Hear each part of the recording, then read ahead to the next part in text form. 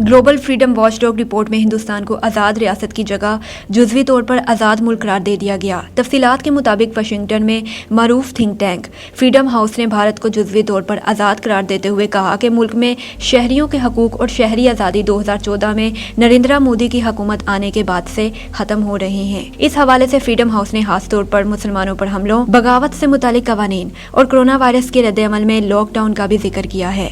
हिंदुस्तान का freedom score 71 से 67 तक कम हो गया है, जबकि 211 मोस्ट फ्री कंट्रीज में इसका दर्जा कम होकर 83 से 88 तक आ गया है।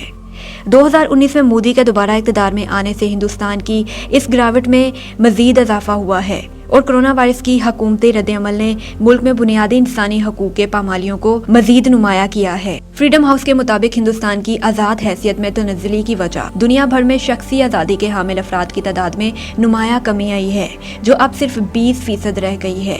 ये 1995 के बाद सबसे कम तनासुब है।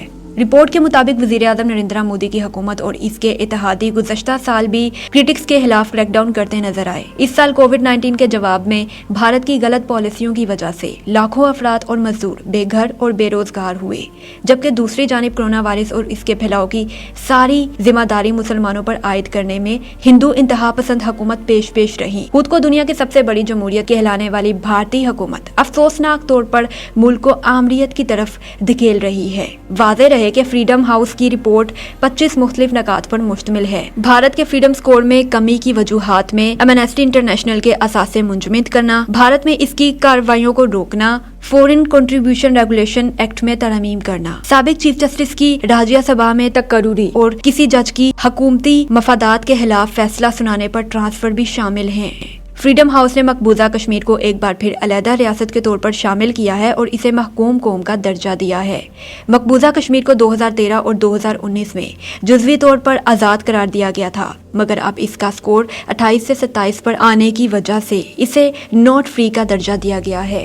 इसी तरह 3 साल से भारत में इंटरनेट की आज़ादी भी ड्रामाई तौर पर तनज़्ज़ुली का शिकार है, जिसकी वजह internet shut down, content blocking, line हरासा करना और डिजिटल मॉनिटरिंग है। इसी तरह फरवरी 2020 में दिल्ली फसादात और सितंबर में बाबरी मस्जिद केस के 32 मुल्ज़मान की रिहाई वो अवामिल हैं जिनकी बुनियाद पर भारत को मुकम्मल आज़ाद से जुज़वी तौर पर आज़ाद मुल्क करार दिया गया है। एक मुकम्मल आज़ाद मुल्क की हैसियत बहाल करने के लिए भारतीय हुकूमत को अपनी हिंदू इंतहा पसंद पॉलिसीज पर गौर करना होगा।